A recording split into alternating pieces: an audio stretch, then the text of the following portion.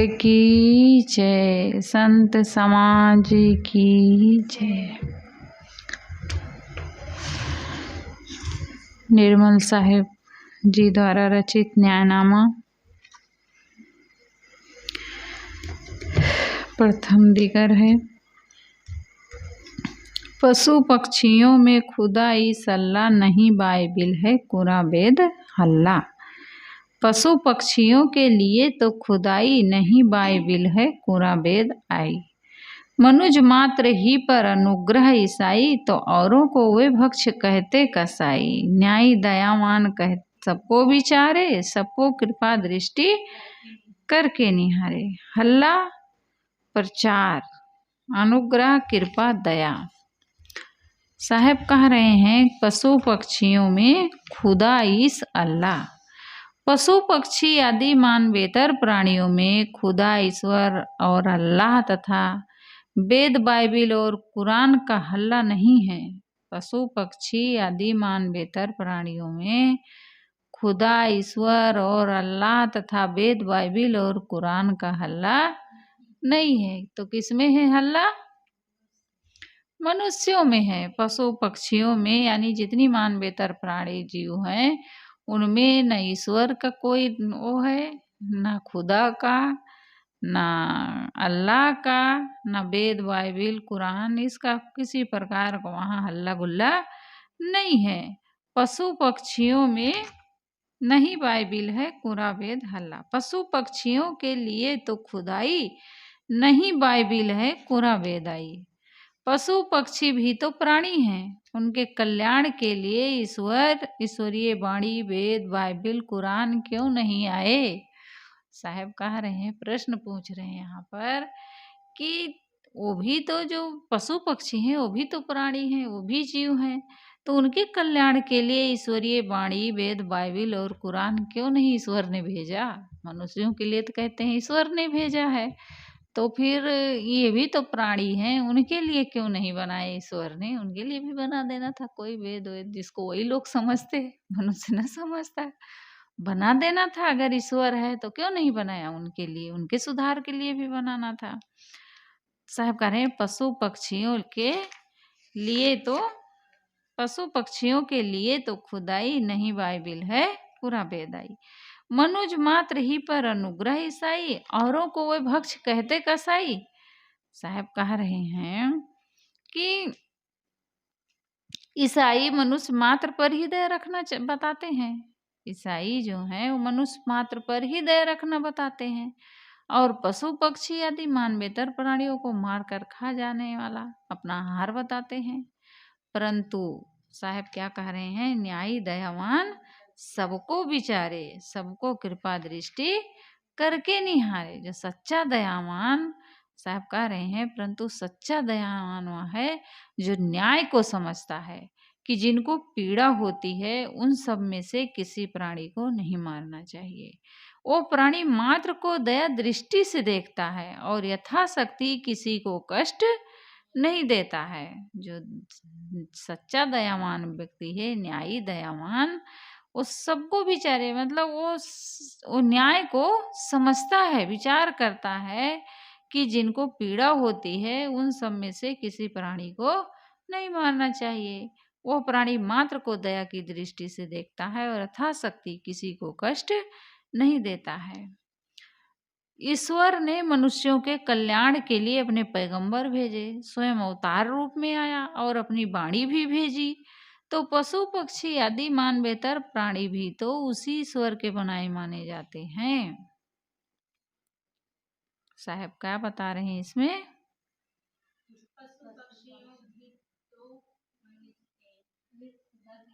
ईश्वर ने मनुष्यों के कल्याण के लिए पैगंबर भेजा, स्वयं अवतार लिए, अनेक प्रकार की वाणियां बना के भेजी। ऐसा लोगों की मान्यता है, ऐसा लोग मानते हैं और बताते भी हैं लोगों को। तो साहेब यहाँ पर प्रश्न कर रहे हैं कि मनुष्यों के कल्याण के लिए इतना सब कुछ किया, स्वयं भी आ गए अवतार लेकर के, अपने पैगंबर भेजे, वाणी भेजी, तो पशु पक्षी आदि मान बेहतर प्राणी भी तो उसी ईश्वर के बनाए माने जाते हैं। फिर उनमें वैसी बुद्धि क्यों नहीं दी तथा उनके पास पैगंबर तथा अपनी वाणी क्यों नहीं भेजी? स्वयं अवतार बनकर उनमें क्यों नहीं आया? जड़ चेतनमय सृष्टि अनादि है। सदगुरु यहाँ बता रहे निर्मल साहब कि जड़ चेतनमय सृष्टि जो है वो अनादि है, अनंत है, उसको किसी ईश्वर ने नहीं बनाया है। जो जड़ चेतन सृष्टि है वो अनादि है, उसे किसी ईश्वर ने नहीं बनाया है। पशु पक्षी आदि मान बेहतर प्राणी चेतन तो हैं, परंतु उनकी अपनी योनियां ऐसी हैं जहाँ पेट भोग के अलावा अधिक ज्ञान नहीं हो सकता है। इसलिए वे ईश्वर तथा उसकी वाणी के विषय में कल्पना नहीं कर सकते। मनुष्य ज्यादा बुद्धिमान है, और अन्य खानियों के पास इतना विकसित दिमाग नहीं है, वाणी नहीं है, बुद्धि नहीं है, उतने हैं जितना में वो अपना पेट और भोग कर सकते हैं। लेकिन मनुष्य के पास, साहब कह रहे हैं, ज्यादा बुद्धिमान है मनुष्य। उसने जड़ चेतन के यथार्थ गुण धर्मों को न समझकर अलग से ईश्वर की कल्पना की और उनसे पैगंबर तथा अवतारों की कल्पना की और स्वयं वाणी बनाकर कहा कि यह ईश्वर की वाणी है। मनुष्य ने अपनी ही बनाई वाणी को क्या कहा? इसको किसी ईश्वर ने बनाया है। वेद शास्त्र जितने धर्म ग्रंथ हैं सब किसी ईश्वर ने रचा है, ऐसा मान लिए। अनेक प्रकार की कल्पना कर ली कि अवतार है, ईश्वर है, पैगंबर है, ऐसी कल्पना कर लिया और स्वयं अपनी ही बनाई वाणी को क्या कहा? ये ईश्वर की वाणी है, इसको कोई काट अब नहीं सकता है। उसको मानो, जो कुछ लिखा है धर्म ग्रंथों में वो सब सत्य है, उसको काट नहीं सकते हो। अगर उसको नहीं मानते हो तो तुम नास्तिक हो जाओगे, काफिर हो जाओगे, बेदीन हो जाओगे। तो इस प्रकार मनुष्य अक्लमंद होने से ये सब सांप्रदायिक कल्पना का भंडार खड़ा किया। ये सब किसकी है? साहब कह रहे करामात सारी अक्लमंद की है। किसी अक्लमंद का काम है वेद बाइबिल सब ईश्वरीय बताना और क्या कहते हैं ईश्वर की कल्पना करना, पैगंबर की कल्पना करना, ये सब किसी अक्लमंद की है। साहब करामात सारी अक्लमंद की है। किसी इस प्रकार ये मनुष्य अक्लमंद होने से ये सब सांप्रदायिक कल्पना का बॉन्डर खड़ा किया है।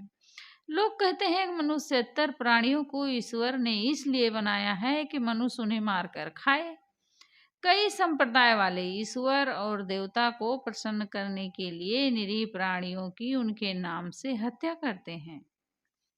ये सब एक क्रूर जंगलीपन है जो ईश्वरीय धोखे की टट्टी की आड़ में चलाया जाता है। ईश्वरीय धोखे की टट्टी क्या है नीलम? ईश्वरीय धोखे की टट्टी क्या है?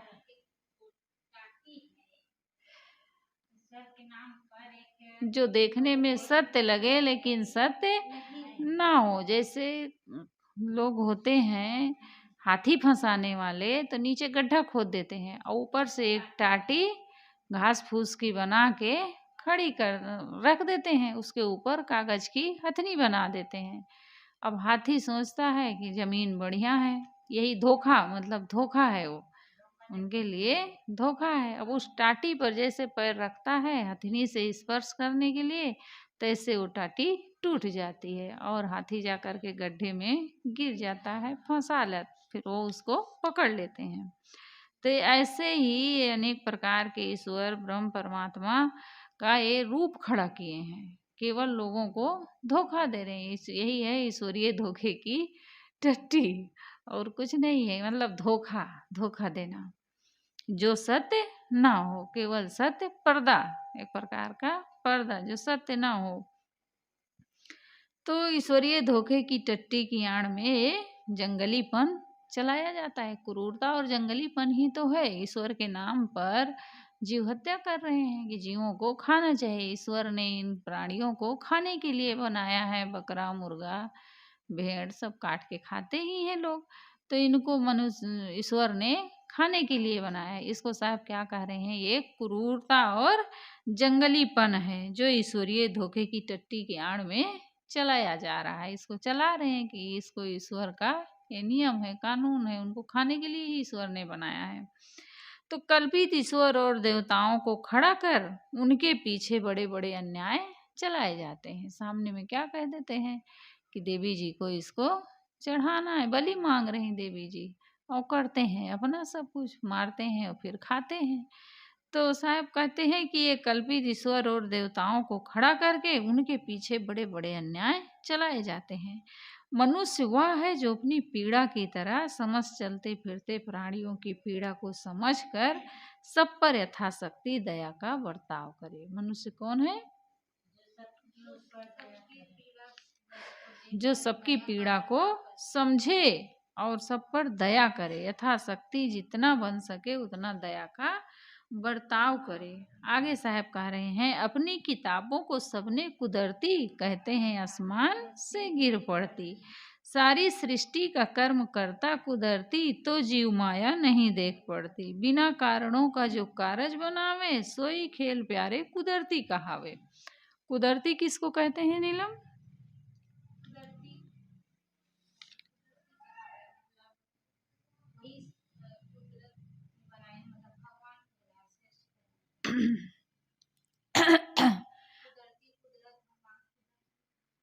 अब कुदरती का मतलब सत्य जो है वो है प्राकृतिक। कुदरत कहते हैं प्रकृति को, लेकिन यहाँ पर ये लोग क्या कुदरती मानते हैं? ईश्वर का बनाया। तो साहब कह रहे हैं कि अपनी किताबों को सबने कुदरती। प्रायः सारे ईश्वरवादी संप्रदाय वाले क्या कहते हैं अपने मूल शास्त्रों को? कि ईश्वर का भेजा हुआ है, इसको किसी ईश्वर ने भेजा है, बनाया है। वो बताते हैं कि हमारी किताबें आसमान से गिर पड़ती हैं, बना के ईश्वर वहां से गिरा देता है। ऐसे अनेक प्रकार के लोग कल्पना कर कर के बताए हैं लोगों को, वही लोग मान रहे हैं कि ईश्वर ने ऊपर से इसको गिराया, तो किसी पैगंबर को भेजा तो उसको ईश्वर ने पाया, किसी ने पाया, कोई बड़े का नाम ले देते हैं, उन्होंने इसको पाया था। मतलब अनेक प्रकार के रिद्धि सिद्धि चमत्कार लोग जोड़ते ही हैं दुनिया में। तो साहब कहते हैं कि लोग क्या कहते हैं कि सारे ईश्वरवादी संप्रदाय वाले अपने मूल शास्त्रों को ईश्वर का भेजा हुआ कहते हैं। वे बताते हैं कि हमारी किताबें आसमान से गिर पड़ती हैं, तो सारी सृष्टि का कर्म करता कुदरती, तो जीव माया नहीं देख पड़ती। साहब कहते हैं लोग ये भी कहते हैं कि जो कुछ संसार दिख रहा है उसे ईश्वर ने अपनी शक्ति से बना दिया। ऐसे कहते हैं कि जो कुछ संसार दिख रहा है इसे ईश्वर ने अपनी शक्ति से बना दिया है। इस मत से यह सिद्ध होता है कि जीव और माया अर्थात चेतन और जड़, जो विश्व सत्ता के दो मुख्य घटक हैं, उनका कोई मूल्य ही नहीं है। फिर जड़ और चेतन का कोई मूल्य नहीं है। क्यों नहीं है?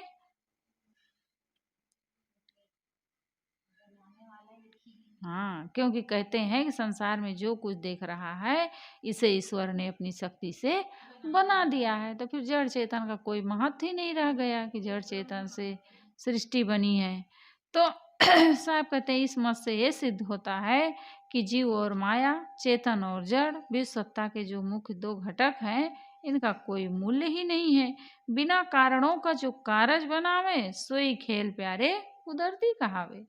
साहब कहते हैं कि हे प्रिय, कट्टर ईश्वरवादियों के ख्याल से यह रचना कुदरती एवं ईश्वरीय शक्ति कहलाती है। साहब कह रहे हैं, हे प्रिय, कट्टर ईश्वरवादियों के ख्याल से यह रचना कुदरती एवं ईश्वरीय शक्ति कहलाती है, जो बिना कारण के ही कार्य रूप में उपस्थित हो जाए। बिना कारण के ही कार्य उपस्थित हो गया। बाइबिल के शुरू में संसार की उत्पत्ति का वर्णन है। आदि में ईश्वर ने आकाश और पृथ्वी की सृष्टि की। क्या लिखा है? बाइबिल के शुरू में ही संसार की उत्पत्ति का वर्णन है। तो उसमें क्या लिखा है कि आदि में ईश्वर ने आकाश और पृथ्वी की सृष्टि की। ईश्वर ने आकाश और पृथ्वी की सृष्टि की। कुरान प्रथम पारा के 14वें रकू के 117वीं आयत में लिखा है कि ईश्वर कहता है हो, और हो जाता है। इसी प्रकार वैदिक वेदांती जन कहते हैं, ब्रह्म ने सोचा कि मैं अकेला हूँ, बहुत हो जाऊं, फिर वह जगत बना दिया और स्वयं जगत बन गया। तो इस प्रकार बिना किसी कारण पदार्थ के हुए ही ईश्वर ने अपनी शक्ति से संसार बना दिया। बाइबिल में क्या कहा गया?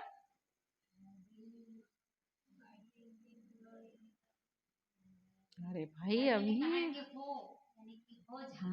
बहुत सुनी हो। तुम क्या सुनी हो? वो ही सुने हो, एक ही शब्द सब जगह। बाइबिल के शुरू में संसार की उत्पत्ति का जो वर्णन किया गया है उसमें कहा गया कि आदि में ईश्वर ने आकाश और पृथ्वी की सृष्टि की। किसकी सृष्टि की? आकाश और पृथ्वी की सृष्टि की। और कुरान के प्रथम पारा के 14वें रुकू के 117वीं आयत में लिखा है, ईश्वर कहता है कि हो जा, बस जगत बन गया। केवल ईश्वर को कहने की जरूरत है उनको। तो ईश्वर ने कहा हो जा और हो जाता है। और वैदिक वेदांती जन क्या कहते हैं, ब्रह्म ने सोचा कि मैं अकेला हूँ, बहुत हो जाऊं। उनको अकेले में मजा नहीं आ रहा था, इसलिए सोचे कि और बना लेते हैं, दुनिया का दुख और झेलें, ताकि जितना ही भीड़ उतना ही झंझट। उनको समझ नहीं आया तो उन्होंने क्या कहा, ब्रह्म ने क्या सोचा कि मैं अकेला हूँ, बहुत हो जाऊं। फिर वह जगत बना दिया और स्वयं जगत बन गया। तो इस प्रकार बिना किसी कारण पदार्थ के हुए ही ईश्वर ने अपनी शक्ति से संसार बना दिया। ग्रंथकार कहते हैं कि जगत में जड़ और चेतन दो सत्य दिखते हैं। कौन है दो सत्य पदार्थ जगत में? जड़ और चेतन, दो ही सत्ता है जिससे जगत का व्यवहार हो रहा है। और ईश्वर केवल कल्पना का विषय है। साहब क्या कह रहे हैं कि संसार में जड़ और चेतन दो ही सत्य दिखते हैं जिनसे जगत का व्यवहार हो रहा है, और ईश्वर केवल कल्पना का विषय है। परंतु कट्टर ईश्वरवादियों ने जड़ चेतन के तथ्य को भुला दिया और अपने काल्पनिक ईश्वर की शक्ति से ही सब कुछ पैदा होना बताया। जैसे कोई कहे कि बिना चावल के किसी ने भात बना दिया जैसे कोई कहे कि बिना चावल के किसी ने भात बना दिया, वैसे कट्टर ईश्वरवादी कहते हैं बिना कारण के ही ईश्वर अपनी शक्ति से सृष्टि बना दिया। ऊपर 18वीं, 19वीं तथा 20वीं पंक्ति में जो कुदरती शब्द आया है, यह प्रकृति का वाचक नहीं अपितु ईश्वरीय शक्ति का वाचक है। और जो 19वीं पंक्ति में जीव के साथ माया शब्द आया है, भ्रम का वाचक न होकर प्रकृति का वाचक है। यहाँ पर साहब बता रहे हैं कुदरती। उपादान कारण कहोगे जो ऐसा, जगत और ब्रह्म में रहा भेद कैसा। जैसा ब्रह्म करता सो इच्छा न होता, बिना कर्म का जीव क्यों दुख रोता। उपादान कारण किसे कहते हैं? तो वही तो पूछ रहे हैं, उपादान कारण क्या है? माता पिता तो हैं, हाँ, जिससे कार्य पदार्थ का निर्माण होता है। जैसे चावल से भात का निर्माण होता है। यदि ऐसा कहो कि ब्रह्म ही जगत का उपादान कारण है, साहब कह रहे हैं उपादान कारण कहोगे जो ऐसा, जगत और ब्रह्म में रहा भेद कैसा। यदि ऐसा कहो कि ब्रह्म ही जगत का उपादान कारण है, तो जगत और ब्रह्म में क्या अंतर रहा फिर? जगत और ब्रह्म में क्या अंतर है? यदि कहो कि ब्रह्म ही जगत का मतलब निर्माण करने वाला है, तो फिर जगत और ब्रह्म में क्या अंतर रहा? जैसा ब्रह्म करता सो इच्छा न होता, बिना कर्म का जीव क्यों दुख रोता। जिस प्रकार ब्रह्म को सब कुछ कर देने वाला बताते हैं, तो इससे यही लगता है कि जीव की अपनी कोई इच्छा नहीं थी, इसलिए सृष्टि में उसका कोई योगदान नहीं है। तो जीव जब बिना इच्छा और बिना कर्म के था, तब वह क्यों दुखों में पड़ा रो रहा है? जब उसके पास कोई इच्छा ही नहीं थी, कोई कर्म ही नहीं था, तब वो क्यों दुखों में पड़ा रो रहा है? अद्वैत वेदांती जन कहते हैं कि कुम्हार स्वयं निमित्त कारण है, मिट्टी उपादान कारण है और चक्र दंडा साधारण कारण है। कुम्हार क्या है? निमित्त कारण है। मिट्टी क्या है? मिट्टी उपादान कारण है और चक्र दंड साधारण कारण है। इन तीन कारणों से घट बनता है, ऐसा कौन कहते हैं? अद्वैत वेदांती लोग कहते हैं। किंतु संसार सृष्टि के कारण में केवल ब्रह्म ही है। एक घट जब बनता है तो उसमें 3 कारणों से घट बनता है। किससे किससे? निमित्त कारण, उपादान कारण और साधारण कारण। किंतु संसार सृष्टि के कारण में कौन है? केवल ब्रह्म है। संसार सृष्टि कह रही हूँ, शरीर नहीं कह रही हूँ। संसार सृष्टि के कारण में केवल ब्रह्म ही है। तो ब्रह्म स्वयं उपादान, निमित्त और साधारण सब कारण है। जैसे कोई कहे कि कुम्हार ही घट बन गया, वैसे ब्रह्मवादी कहते हैं कि ब्रह्म ही जगत बन गया। अतः इस जगत को चाहे जगत कहा जाए और चाहे ब्रह्म, एक ही बात है। इस सिद्धांत में जीव का स्वतंत्र होना, उसका विषय इच्छा एवं जड़ाध्यास बस कर्म करना तथा उसका फल पाना कुछ भी नहीं रहा। तो असंख्य जीव फिर क्यों दुखों में पड़े रो रहे हैं? जड़ चेतन से सृष्टि है, यह अनादि है। गुरुदेव जी क्या बता रहे हैं कि जड़ चेतन से सृष्टि है और ये अनादि है, इसका अन्य कोई कर्ता नहीं है। जीव जड़ वासना बस भटकता है, कोई इसका कारण और कार्य नहीं है कि कोई ब्रह्म से जगत बन गया, ऐसा कुछ नहीं है। साहब कह रहे हैं कि ये जड़ चेतन से ही सृष्टि है और यह अनादि है, इसका अन्य कोई कर्ता नहीं है। जीव जब जड़ वासनाओं बस भटकता है, जीव अपनी वासनाओं के बस पड़ करके ही जन्म मरण या अनेक प्रकार के दुख भोगता है। जब यह अपने निर्मल स्वरूप को समझकर जड़ाध्यास छोड़ देता है, तब जड़ सृष्टि से ये मुक्त हो जाता है। जब जीव अपने निर्मल स्वरूप को समझ लेता है और उसमें स्थित हो जाता है, सारे जड़ाध्यास को जब वो छोड़ देता है, जब सारी जड़ा शक्ति से वो निर्मल हो जाता है, छोड़ देता है, तब जीव मुक्त हो जाता है। इसे किसी ईश्वर ब्रह्म ने सृष्टि के दुख में नहीं डाला है। जीव को किसी ईश्वर ब्रह्म ने दुख में डाला है तो कैसे दुख में पड़ता है? अपनी वासनाओं के बस ही जीव दुख में पड़ता है। साहब कह रहे इसे किसी ईश्वर ब्रह्म ने सृष्टि के दुख में नहीं डाला है, ना कोई अन्य इस दुख से इसे निकालने वाला है। कैसे निकलेगा फिर?